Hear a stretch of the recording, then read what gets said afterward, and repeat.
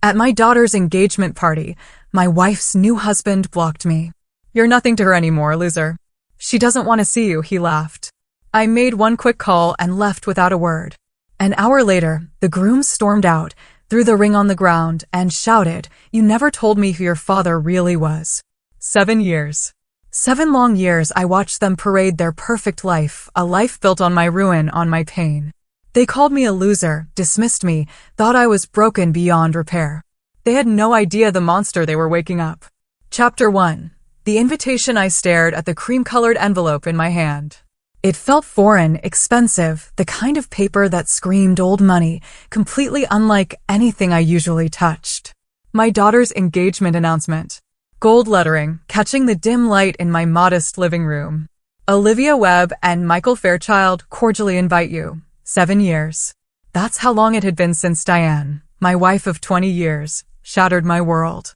7 years since she declared she'd found her soulmate in Victor Caldwell, that slick, silver-haired real estate magnate. The memory still burned like acid in my gut. I tossed the invitation onto the coffee table, a sigh escaping me, and walked to the kitchen for a drink. At 52, I still had the powerful build and alert demeanor that served me well in my former life. Before I became Russell Webb, loving husband and father. Before I buried Alexander Volov, the man who built and destroyed empires from the shadows. A chime cut through the silence. The doorbell. I checked the security camera on my phone, then opened the door. "You got one too, huh?" Perry Blackwell said, stepping inside. He was my only friend from the old days who still bothered to check in. "Want a drink?" I offered, gesturing him in. "Make it strong," Perry replied, sinking into my worn leather armchair. "You planning to go?" I poured 2 fingers of whiskey into tumblers. "Olivia called. Said she wants me there." Perry took his glass. "And you believe her? Or did Victor and Diane put her up to it? Another chance to parade their perfect life in front of you." "My daughter wouldn't do that," I said, my voice flat. Perry sighed.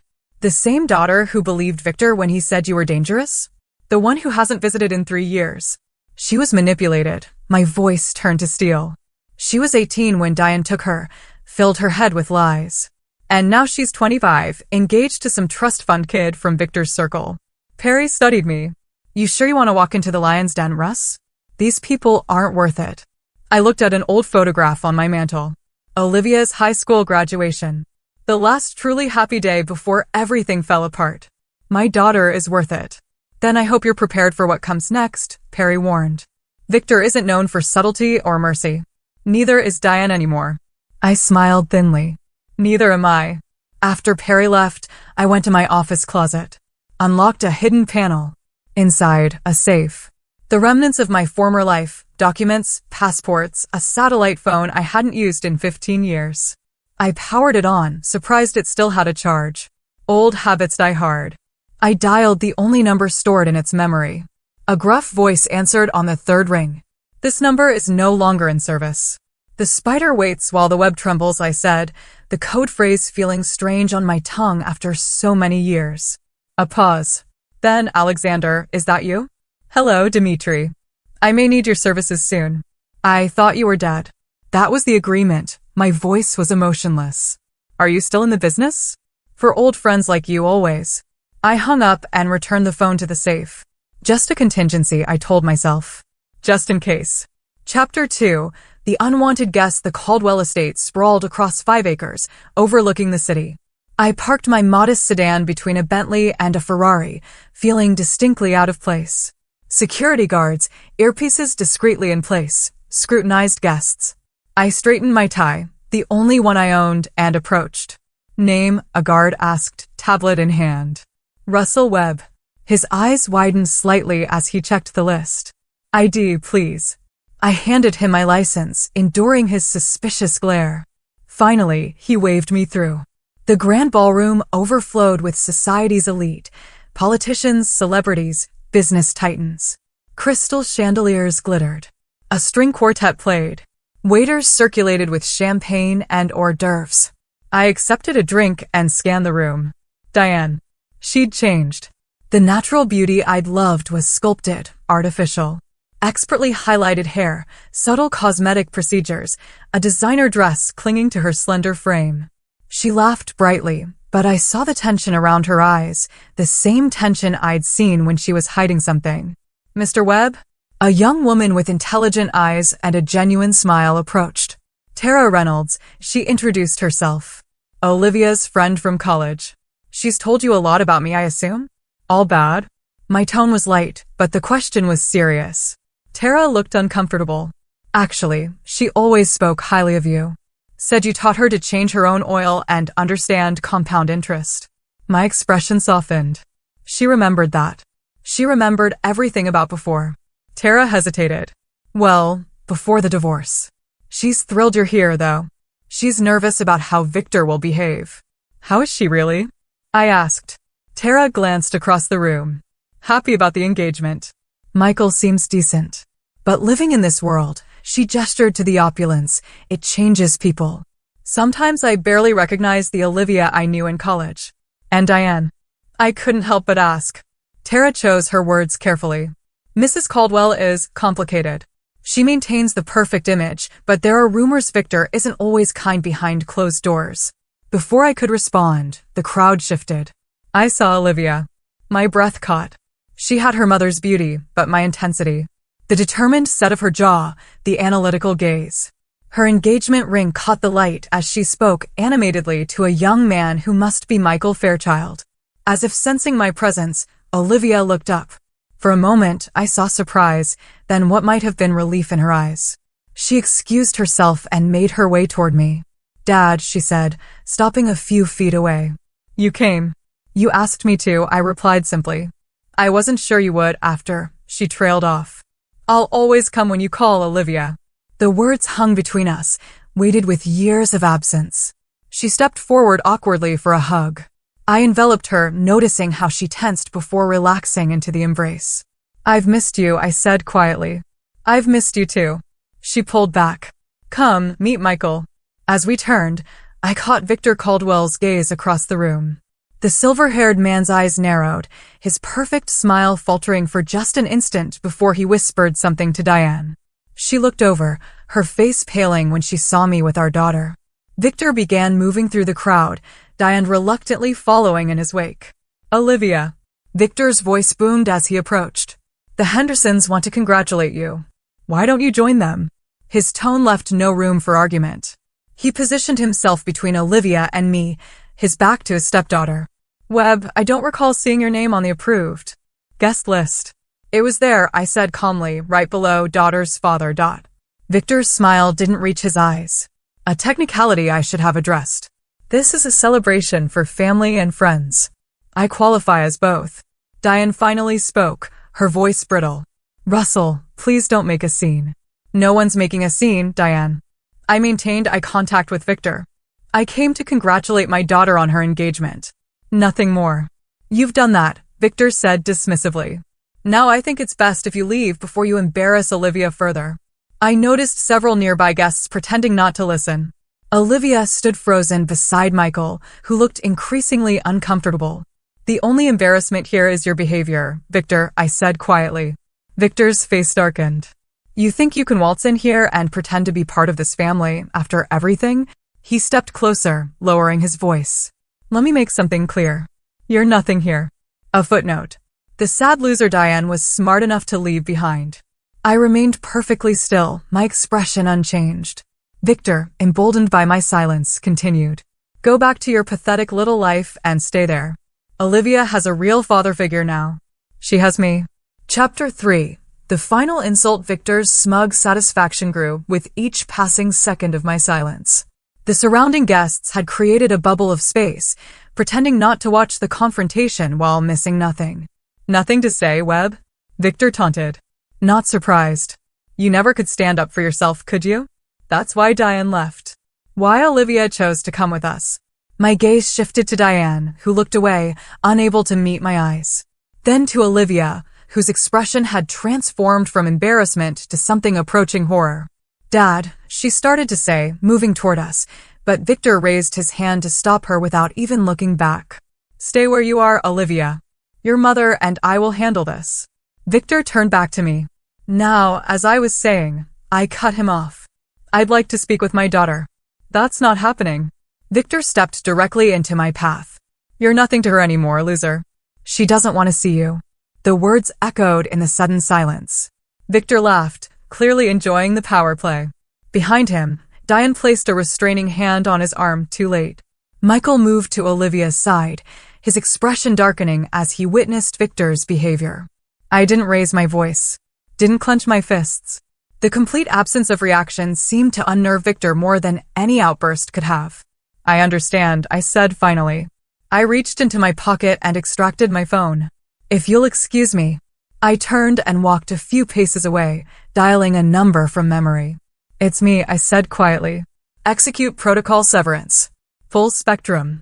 Yes, immediately.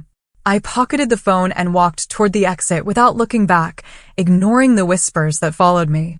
Diane hurried after me, catching me in the foyer. Russell, wait. Her voice trembled. That was uncalled for. Victor just gets protective sometimes. Does he protect you the same way? I asked, noting the almost imperceptible flinch my words produced. What's that supposed to mean? You know exactly what it means. I studied her face. Was it worth it, Diane? Trading 20 years of marriage for this gilded cage. I'm happy, she insisted, but the words rang hollow. If you say so. I turned to leave. What was that call about? Anxiety crept into her voice. I paused at the door, just catching up with an old friend. Inside the ballroom, the party had resumed its rhythm when a commotion erupted near the main entrance. Bradford Fairchild, Michael's father and CEO of Fairchild Technologies, was engaged in an intense phone conversation, his face ashen. He beckoned his son urgently. Michael excused himself from Olivia and joined his father. Their heated whispers grew louder until Bradford's voice carried across the room. This cannot be true. That man is a security consultant from Albany. Michael's reply was inaudible, but his expression shifted from confusion to disbelief. Victor approached them, champagne in hand, oblivious to the tension. Bradford, just the man I wanted to see about that investment opportunity we discussed. Bradford stared at Victor as if seeing him for the first time. Stay away from my son and my company. He turned back to Michael. We're leaving now. The room fell silent as Michael walked woodenly back to Olivia. His face had hardened into an unreadable mask. Michael. Olivia reached for his hand. What's wrong? Who is your father, Olivia? Michael asked, his voice strained. Who is he really? What? He's Russell Webb, you know that. A security consultant. Confusion filled her eyes. No, Michael shook his head. That's not who he is. He pulled the engagement ring from his pocket and placed it on the table between them. I can't do this. You never told me who your father really was. He turned and walked away, following Bradford toward the exit. Olivia stood frozen, the abandoned ring glittering under the chandelier lights. She turned to Victor and Diane, her voice breaking. What is he talking about? What did you do? Victor's face had lost its color. Your father is obviously spreading lies to sabotage your happiness. What lies? Olivia demanded. What could possibly make Michael walk away like that? Victor had no answer. For the first time, uncertainty flickered in his eyes.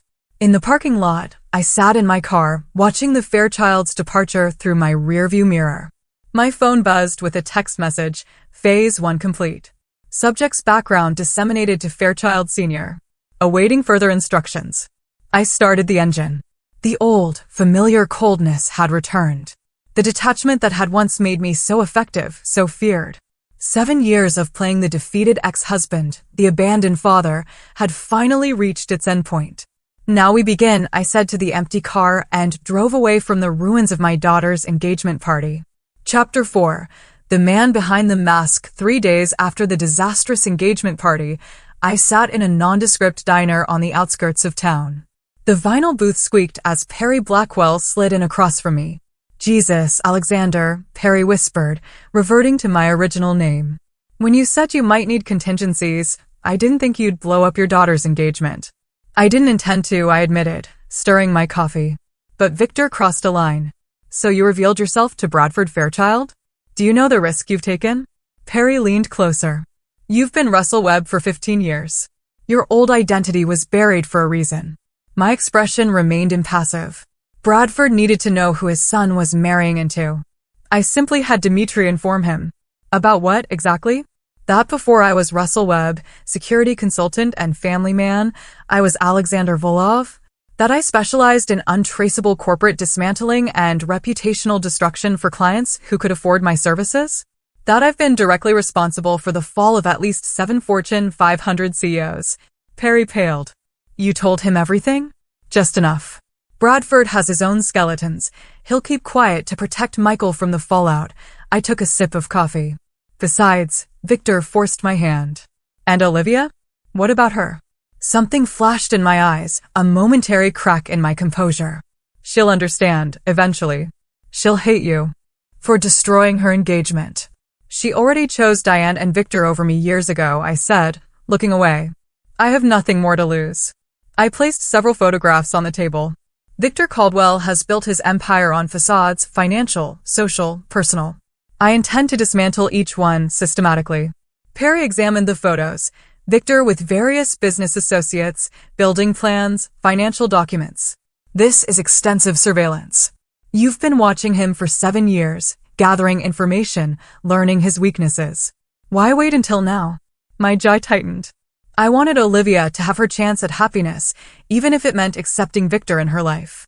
I stayed away, played the role of the defeated ex-husband. But when Victor humiliated me in front of her, he sent a message that I'm worthless. That my presence hurts Olivia. I paused. It's time to send my own message. Perry studied me. This isn't just about Victor anymore, is it? It's Diane too. Diane made her choice, I said coldly. She wanted his money, his status. She gets to enjoy the collapse alongside him. And what about your old promises? Your vow to leave that life behind. That vow was to protect my family, my voice hardened. I don't have a family anymore. The bell above the diner door jingled as a young woman entered. Olivia. She spotted me immediately and approached, her face a mask of controlled fury. Excuse us, she said to Perry, who nodded and vacated the booth. How did you find me? I asked as she sat down. I remembered you like this place. Olivia's hands trembled slightly. What did you do? Michael won't return my calls. His father has hired security to keep me away. I met her gaze steadily. I made a phone call. To whom? Saying what?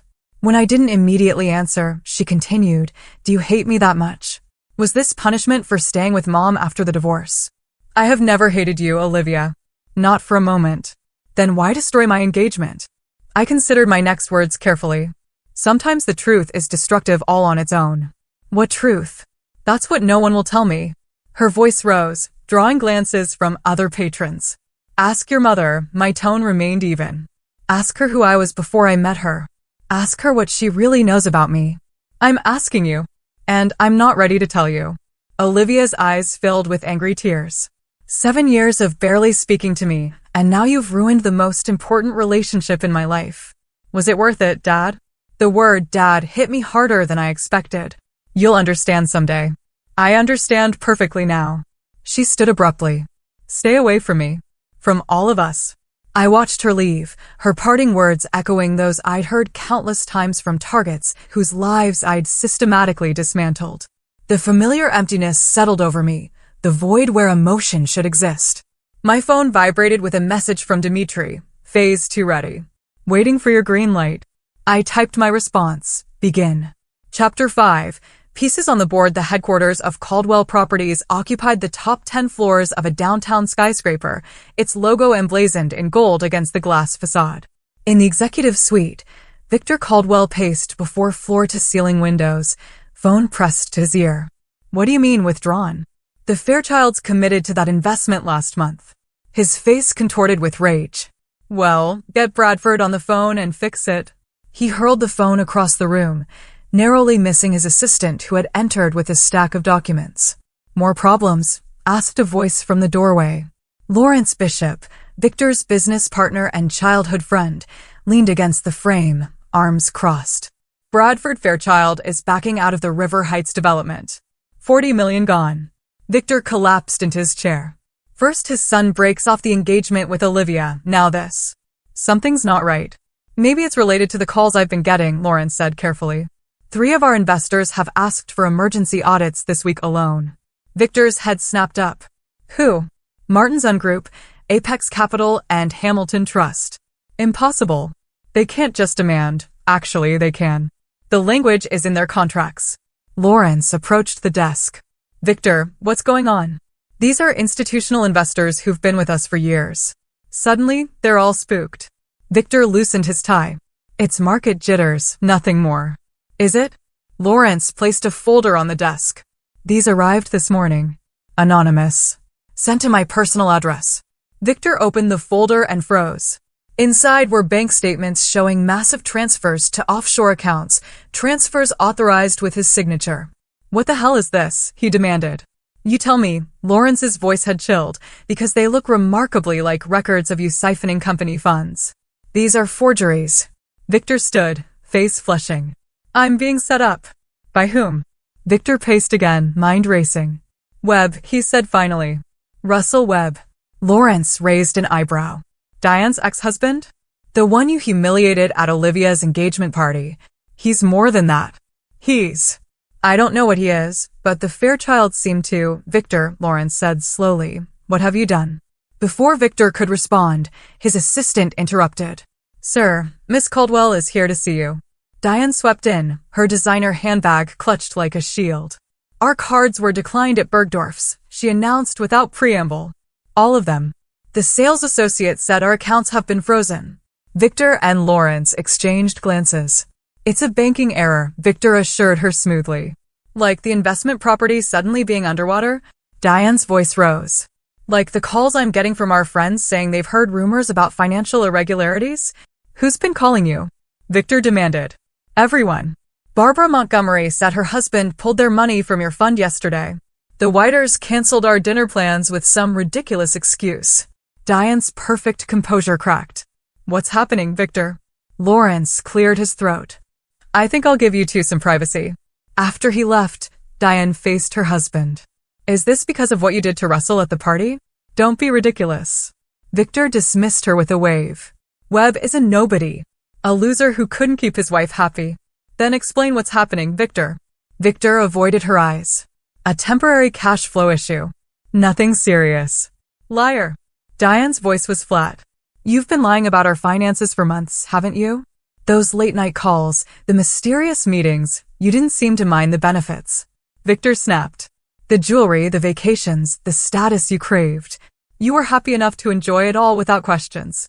The accusation landed like a slap. Diane stepped back, her expression hardening. Fix this, Victor. Whatever it takes. After she left, Victor unlocked his private safe and removed a burner phone. He dialed a number from memory. Baker Security, a gruff voice answered. This is Caldwell. I need information on Russell Webb. Everything you can find. The standard rate. Money is no object. I want to know who he really is. Across town, in a modest apartment I'd rented under an alias, I monitored the bugs I'd planted in Victor's office months ago. I smiled thinly at the panicked conversation I'd just heard. My phone rang. Tara Reynolds. Olivia's friend, who unknowingly had become a crucial piece in my plan. Mr. Webb, it's Tara. I got your message about being worried about Olivia. Thank you for calling back. Tara, has she told you what happened at the engagement party? Some of it. Tara sounded hesitant. She's devastated. Confused. Did she mention that Victor blocked me from speaking to her? That he humiliated me in front of everyone? No, but that sounds like him. He's always controlling who gets access to Olivia and Mrs. Caldwell. I feigned concern. I'm worried about them both. Victor has a temper, doesn't he? A pause. How did you know? Just a feeling. I carefully steered the conversation. Tara, you work at one of Victor's companies, don't you? Yes, in marketing at Caldwell Development. Have you noticed anything unusual lately? Any signs of financial trouble? Tara lowered her voice. Actually, yes. There are rumors about payroll issues coming up, and some executives have been leaving suddenly. She hesitated. Why do you ask? Just connecting dots, I replied casually. Tara, would you be willing to keep an eye on things for Olivia's sake? I'm concerned Victor might be dragging her and Diane into a bad situation. Of course, Tara agreed readily. Olivia is my best friend. After hanging up, I opened my laptop to check progress on the other fronts of my operation. Dimitri had successfully planted doubt with key investors. Lawrence had received the fabricated financial documents that were close enough to the truth to be believable. Most importantly, the real evidence of Victor's questionable business practices, evidence I had been gathering for years, was finding its way to the right regulatory authorities. Anonymously, of course. My phone buzzed with a text from Perry. Victor hired Baker Security to investigate you. Time frame. I typed back, 48 hours. Until they find what I want them to find. The pieces were in motion. The first dominoes had fallen. Soon, Victor Caldwell would understand what it meant to awaken Alexander Volov from his self-imposed exile. Chapter 6. The first domino. Lawrence Bishop had never considered himself a particularly moral man. In business, especially real estate development, certain ethical corners were routinely cut. But as he reviewed the documents in his home office at 2 a.m., a cold dread settled in his stomach. The anonymous files detailed systematic fraud across Caldwell Properties' portfolio, inflated valuations, double-booked assets, phantom investors. If even half of it was true, they weren't facing a temporary cash flow issue, they were facing criminal charges. His phone rang, a number he didn't recognize. Mr. Bishop? The voice was deep, accented faintly with something Eastern European. I believe we have mutual interests to discuss. Lawrence straightened. Who is this? Someone who knows what Victor Caldwell has been hiding from you. Someone who can offer you protection when it all collapses. Is this some kind of blackmail? A soft chuckle. On the contrary. It's a lifeline. Victor has been systematically looting your company for years. The evidence is already with the SEC. You have perhaps 48 hours before the investigation becomes public. Lawrence's mouth went dry. What do you want? Distance yourself from Victor. Publicly. Immediately. Claim ignorance of his actions, which, based on your reaction to the documents I sent, is largely true. How do you know about those documents? Lawrence demanded, then realized.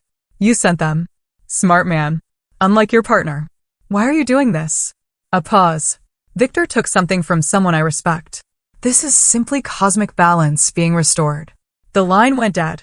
Lawrence sat motionless for several minutes, then he began making calls. First to his personal attorney, then to a crisis management firm. By dawn, he had the framework of a plan to salvage what he could from the impending wreckage. At the Caldwell mansion, Victor awakened to an empty bed. He found Diane in the kitchen, still in her nightgown, staring at her tablet. You should see this, she said without looking up, her voice hollow. Victor took the tablet. On screen was a financial news website with the headline, Caldwell Properties Under Scrutiny. Co-founder Bishop distances himself from concerning practices. What the hell?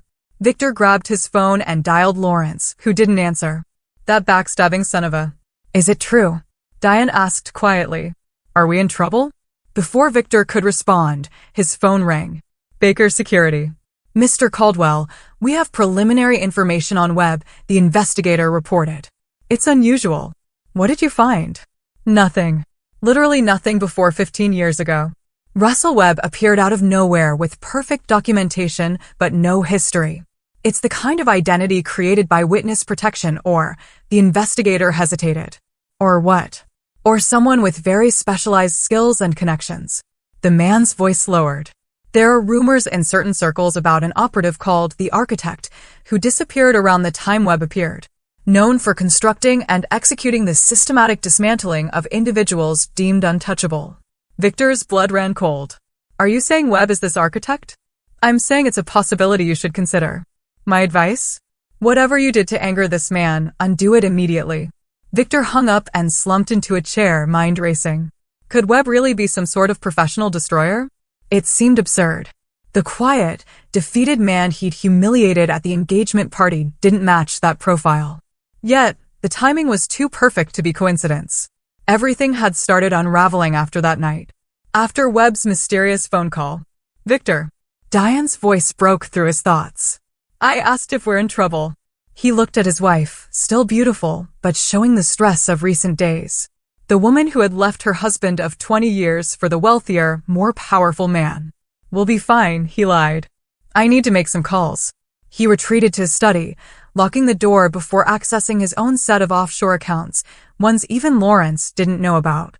The balances were healthy enough to disappear and start over somewhere with no extradition treaty. Victor had always maintained an exit strategy.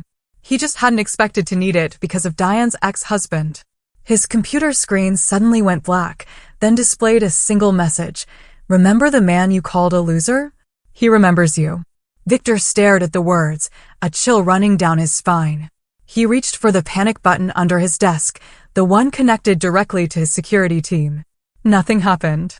No response. His phone buzzed with a text from an unknown number. "They can't help you."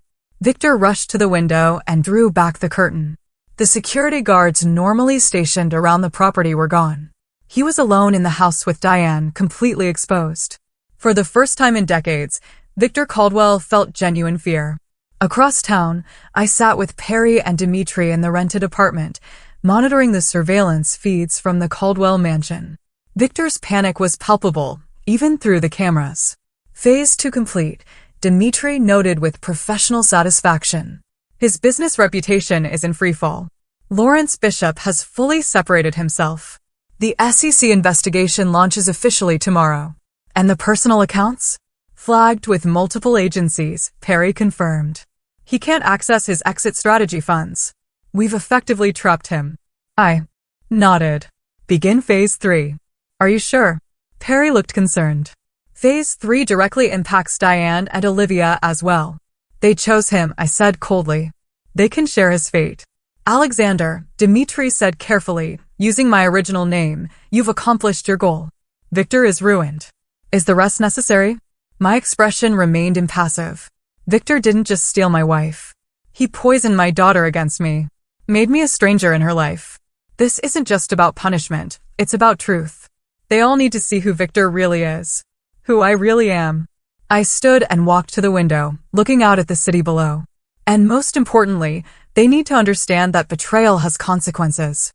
Consequences that can't be undone with apologies or regrets. Perry and Dimitri exchanged glances, but said nothing. They had known Alexander Volov long enough to recognize when his mind was set. The man who had once brought corporate giants to their knees without ever showing his face was fully awake again, and Victor Caldwell had become his personal target. Chapter 7. House of Cards. The gala fundraiser at the Metropolitan Museum had been on the city's social calendar for months. Despite the whispers about Caldwell Properties' financial troubles, Victor and Diane arrived in their usual style, he in a tailored tuxedo, she in a couture gown that cost more than most people's monthly mortgage. "Smile, Victor," Diane hissed through her fixed grin as they posed for photographs. "Everything is normal." Diane complied, though the strain showed around her eyes. The past week had been a nightmare of frozen accounts, canceled credit cards, and increasingly frantic calls from Victor. Their perfect life was crumbling, and she still didn't understand why. Inside, the reception was chilly. Former friends suddenly found reasons to drift away when the Caldwells approached. Conversations hushed as they passed. "Victor. Diane." Lawrence Bishop greeted them with exaggerated cordiality, cameras flashing nearby. "So glad you could make it." "You backstabbing parasite," Victor growled under his breath, maintaining his smile. "We built that company together, and one of us apparently decided to dismantle it alone." Lawrence sipped his champagne. The SEC investigators had quite a lot of questions about those offshore transfers. Fortunately, I had no knowledge of them. "Those records are fake, and you know it." "Are they?" Lawrence's eyes hardened. "Because they match some discrepancies I've been noticing for years, but chose to ignore. My mistake." Before Victor could respond, Lawrence turned to Diane. "I'm sorry you've been drawn into this, Diane. I know how important social standing is to you." The barb was delivered with perfect politeness. As Lawrence walked away, Diane gripped Victor's arm painfully. "What is he talking about? What offshore transfers?" "Not here," Victor muttered, guiding her toward the bar. As the evening progressed, Victor grew increasingly desperate. Key business relationships were disintegrating before his eyes as former allies publicly aligned with Lawrence instead. The whispers had become brazen discussions of Caldwell Properties' impending collapse. His last hope was Hamilton Woodward, whose investment firm controlled sufficient capital to potentially stabilize the situation. "Hamilton." Victor approached the silver-haired financier with forced joviality. "Just the man I wanted to see." Woodward regarded him coolly. "Victor, I was actually hoping to avoid this conversation. I understand there have been concerning rumors. Victor began his prepared speech. But I can assure you, save it, Woodward cut him off. I received some very interesting documents yesterday. Recordings, actually. Victor faltered. Recordings of you discussing how you play investors like me. How we're stupid old men, easily manipulated by your projected confidence. How you've been misrepresenting assets for years. Woodward's expression was glacial. Particularly illuminating was your joke about my daughter, the one you tried to seduce at my holiday party last year. The blood drained from Victor's face. Hamilton, my firm is formally severing all ties with Caldwell Properties, effective immediately. Woodward turned to leave, then paused. One more thing. The man who provided these recordings suggested I ask you about the loser you humiliated. I think you know who he means. As Woodward walked away, Victor scanned the crowded room frantically. Was Webb here, watching his destruction unfold? The sound system crackled suddenly, the soft background music replaced by a familiar voice. Victor's voice in mid-conversation. Of course the properties are overvalued. These investment dinosaurs don't know the difference. By the time they figure it out, we'll have their money, and they'll have worthless paper. The room fell silent as the recording continued, revealing Victor's contempt for investors, partners, even charity organizations they claimed to support. Victor lunged for a nearby server. Who's controlling the sound system? Shut it off. But the damage was done. Hundreds of influential people stared at him with expressions ranging from shock to disgust. Diane had disappeared from his side. He found her in the coat check area, hands shaking as she gathered her things. Diane, wait.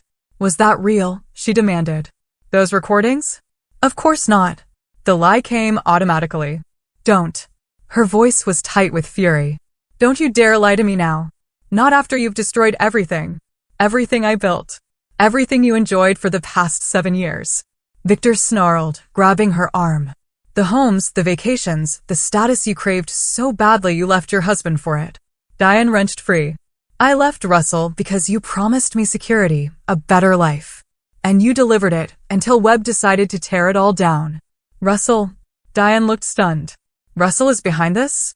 Your pathetic ex-husband isn't who you think he is. Victor's voice dropped to a harsh whisper. The man you left, the man I humiliated, he's systematically destroying us, using skills and connections neither of us knew he had. For the first time, genuine fear showed in Diane's eyes. What did you do, Victor? What did you do to provoke him? Outside the museum, I watched the Caldwells' argument through binoculars from a parked car. Beside me, Dimitri monitored the audio feed from the microphone in Diane's purse, planted weeks ago by Tara, who believed she was helping Olivia by keeping tabs on Victor's volatile behavior. She's finally seeing him clearly, Dimitri observed. Too late, I replied without emotion. The SEC moves tomorrow. Their assets will be frozen by morning. My phone rang. Olivia's number. I answered on speaker. Is it true? Her voice was raw. Are you destroying Victor's business? His reputation? Who told you that? Mom just called, hysterical. Said you've been planning revenge for years. That you're not who I think you are. I considered my words carefully. Your mother made choices, Olivia. Victor made choices. Now they're facing consequences. So it is you, she sounded shaken. The business problems, the social humiliation, Michael breaking our engagement, all because Victor insulted you at a party? This was never about an insult. My voice hardened. It was about what they took from me. What they took from us. What are you talking about? Ask your mother about Alexander Volov. Ask her what she knew when she married me. When? She left me. The line went silent for several seconds. Who is Alexander Volov?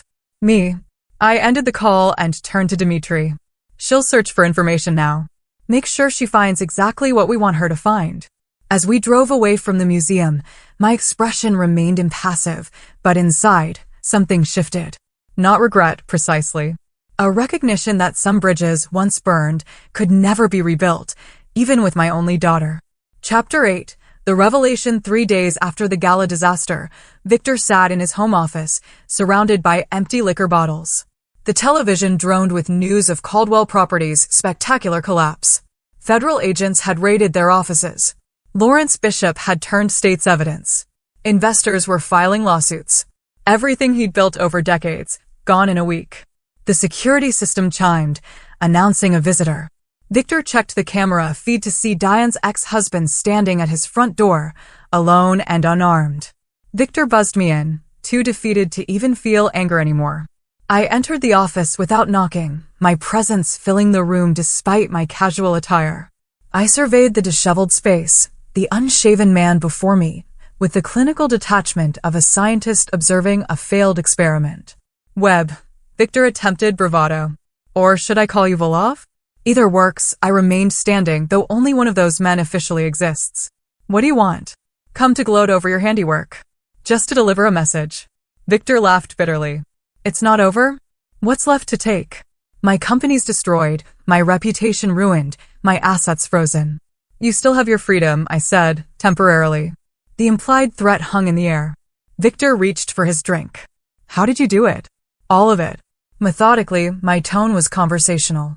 I placed listening devices in your home and office 3 years ago. Gained access to your financial records. Cultivated relationships with your associates to identify vulnerabilities. Why wait so long to use it? I was content to observe, to let you self-destruct naturally. My expression hardened. Until you decided to humiliate me in front of my daughter. Until you blocked me from speaking to her at her own engagement party. All this because I hurt your feelings? Victor sneered. No. All this because you're exactly who I knew you were. An arrogant fraud who stole my family and thought there would be no consequences. The front door opened and closed downstairs. Heels clicked on marble as Diane called out, Victor. She appeared in the doorway, freezing at the sight of me. What are you doing here? Hello, Diane. My voice softened imperceptibly. You're looking well. All things considered. Diane stepped into the room, her designer outfit contrasting with her exhausted face. Have you come to finish destroying what's left of our lives? That depends on Victor. I turned back to him. The SEC has evidence of your financial crimes. The FBI has recordings of you discussing bribery of government officials. You're facing decades in federal prison. Victor paled further. What do you want? A full confession. Every illegal act. Every person you've harmed. Delivered to the authorities tomorrow. You're insane. Victor scoffed. Why would I do that? Because I'm offering you a choice. Confess and receive a reduced sentence, or resist and watch as additional evidence emerges implicating Diane as a knowing accomplice. Diane gasped. You wouldn't. I turned to her, my expression unreadable. Wouldn't I? You chose this man over our 20-year marriage. You helped turn Olivia against me. Why should I protect you now?